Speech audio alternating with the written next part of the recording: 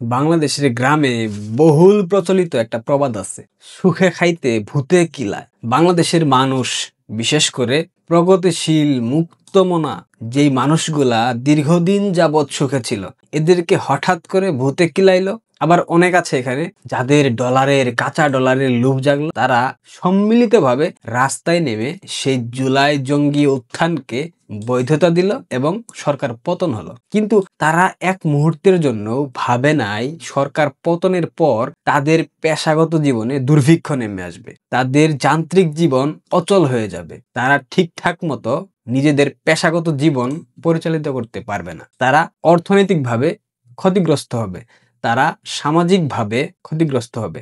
ঠিক তাই ঘটছে। 5 আগস্টের পর থেকে বাংলাদেশে এমন অনেক ঘটনা ঘটেছে যেগুলো আমরা কখনোই প্রত্যাশা করি নাই। অভিনেত্রী মেহজাবিন থেকে শুরু করে পরিমণি, একাধিক অভিনেত্রীকে বিভিন্ন অনুষ্ঠানে বাধা দেওয়া হয়েছে, দরানি দেওয়া হয়েছে, লাঞ্ছিত করা হয়েছে। সঙ্গীত শিল্পী জেমসকে এশিয়ার অন্যতম দামি সঙ্গীত শিল্পী বলা হয়, সেই জেমসের অনুষ্ঠান পর্যন্ত বন্ধ হয়েছে। সঙ্গীত সুরকার প্রিন্স মাহমুদ, অনেক জনপ্রিয় সঙ্গীত বিশারদ বাংলাদেশের, তাকেও বিভিন্ন সময় হেনস্থার সম্মুখীন হতে হয়েছে। কেন হয়েছে? কেন তাদেরকে লাঞ্ছিত হতে হলো? কেন বাংলাদেশে গত 5 আগস্টের পর থেকে এখন পর্যন্ত বৃহৎ কোনো প্রজেক্ট বের হচ্ছে না? কেন নতুন কোনো চলচ্চিত্র নির্মাণ হচ্ছে না? কেন সেই নাটকগুলা বন্ধ হয়ে গেছে? কেন যাত্রাপালা চলে না? কেন মঞ্চ নাটক বন্ধ?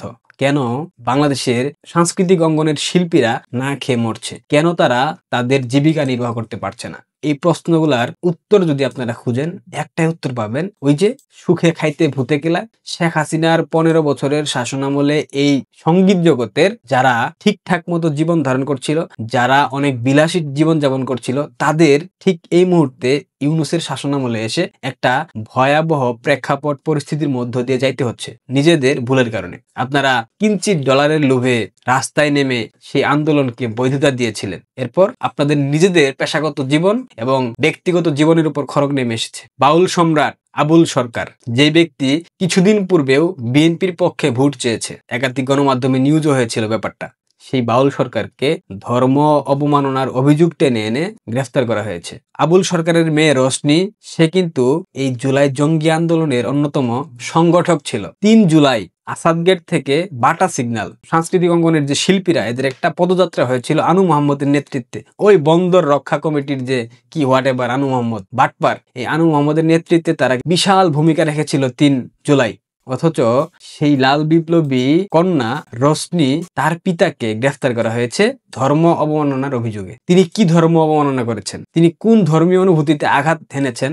আমি ব্যক্তিগতভাবে খুঁজে পাই নাই। জানি না সেই তৌহিদি জনতা কোথায় খুঁজে পেয়েছে, কি খুঁজে পেয়েছে। গতকাল দেখলাম সেই তৌহিদি জনতা, তথাকথিত জঙ্গি জিহাদিরা আবুল সরকারের মুক্তির দাবিতে যারা মানববন্ধন করতেছিল, তাদেরকে পানিতে চুবিয়েছে, তাদেরকে লাথি মেরে পানিতে ফেলে দিয়েছে, খালের পানিতে। এই হচ্ছে বাংলাদেশের অবস্থা। কোথায় মুশাররফ করিম সাহেব? এখন কথা বলছেন না। কোথায় আশফাক নিপুণ সাহেব? কোথায় মাবরুর রশিদ বান্না? আপনাদের সাংস্কৃতিক উপদেষ্টা তো 420 ফারুকী, কই ফারুকী এখন কথা বলে না? এখন আপনাদের পক্ষে ফারুকীর কোন স্টেটমেন্ট আমরা পাই না। কেন পাই না? আবুল সরকারের পক্ষে 2 লাইন বলতে পারে না? ছাত্র উপদেষ্টা সেই মাস্টার মাইন্ড জুলাইয়ের মাহফুজ আলম ফেসবুকে স্ট্যাটাস দেয়, সেটা নিয়ে গণমাধ্যমে নিউজ হয়, কিন্তু কার্যত প্রকৃত পক্ষে যেই ব্যবস্থা নেওয়া দরকার সেটা তারা নিতে পারে না। এগুলা কি? এসব কি দেখতে পাচ্ছি আমরা? আপনারা এই দেশটা নতুন করে স্বাধীন করেছেন, 5 আগস্টের পর না আপনারা নতুন স্বাধীনতা পেয়েছেন? আপনাদের স্বাধীনতা এত দ্রুত শেষ হয়ে গেল? এভাবে হয়? ঠিক এই পর্যন্ত থেমে থাকেনি সঙ্গীত শিল্পী ঐশী, নিশ্চয়ই আপনারা তাকে চেনেন, ভালো গান করে, বিশেষ করে স্টেজ পারফর্ম গুলো অনেক ভালো করে। সঙ্গীত শিল্পী ঐশী গাজীপুরের একটা মেলায় গিয়েছিল, সেখানে সেই তৌহিদি জনতার ব্যানারে সাধারণ জনতা। আচ্ছা, সাধারণ জনতা কিভাবে হয় আমাকে বলেন তো? পৃথিবীর প্রত্যেকটা মানুষ রাজনৈতিক প্রাণী, রাজনীতির বাইরে কেউ না।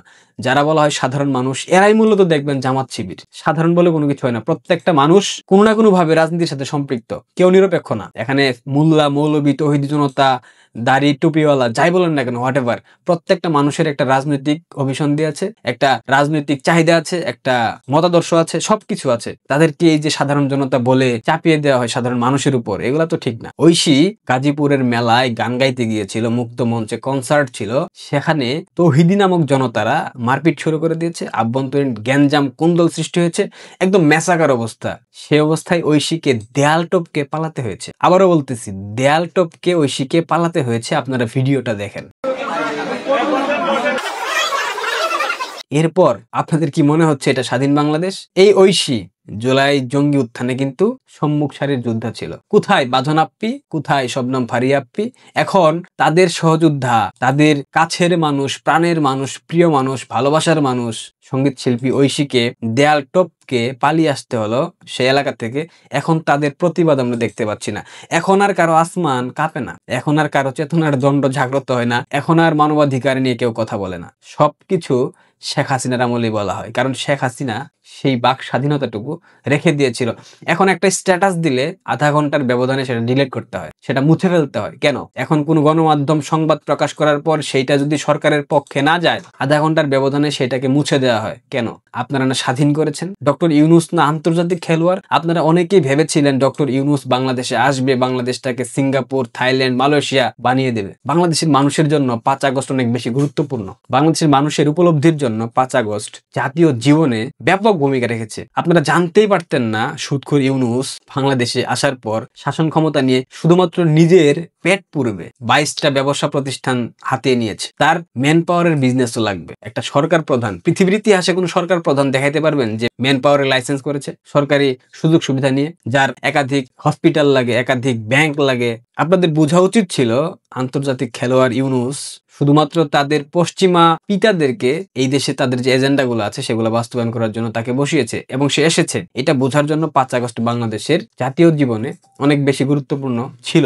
আমি সংবাদ মাধ্যম এবং সাংস্কৃতিক অঙ্গনের সেই তথাকথিত লাল বিপ্লবী, বিশেষ করে মুশাররফ করিম, তাকে আমি অনেক বুদ্ধিমান অভিনেতা ভাবতাম, কিন্তু ডলারের কাছে প্রত্যেকে যে নিরুপায় হয়ে গিয়েছিল, ডলারের কাছে প্রত্যেকে যে ধরাশায়ী হয়েছিল, সেটা তাদের না দেখলে বুঝতাম না। ঐশী আপু, তোমার জন্য অনেক অনেক শুভকামনা। আর আপনারা যারা এখনো দেখছেন, বাংলাদেশ ঠিক হবে। বাংলাদেশে আপনারা ঠিকঠাক মতো সাহিত্য চর্চা করতে পারবেন, শিল্প চর্চা করতে পারবেন, সাংস্কৃতিক অঙ্গনে যারা আছেন তারা ঠিকঠাক মতো গান বাজনা করতে পারবেন। প্রিন্স মাহমুদের মতো ব্যক্তিদেরকে বলতে হয়, আশফাক নিপুণকে বলতে হয়, মাবরুর রশিদ বান্নাকে বলতে হয়, ফারুকির দালালি করে বেশি দিন বাংলাদেশে আর তুমি তোমার এই অশ্লীল কন্টেন্ট বানাইতে পারবা না। তুমিও যে কোনো সময় দেখবা আবুল সরকারের মতো ঢুকাই দিচ্ছে লাল দালানে। পরবর্তীতে কোনো গণতান্ত্রিক সরকার আসলে তুমি মাবরুর রশিদ বান্না জঙ্গিকে কিভাবে শায়েস্তা করতে হয় ওইটা বাংলাদেশের সাধারণ মানুষই করে ফেলবে। যারা যারা লাল বিপ্লবী ছিলেন, আপনারা এখনো ভাবেন আপনারা সবাই এক হয়ে আবারও এই সরকারের বিরুদ্ধে অবস্থান নেন, বাংলাদেশটাকে রক্ষা করেন। নয়তোবা যেইটুক পেশার জায়গা এখন অবশিষ্ট আছে ওইটাও আর থাকবে না,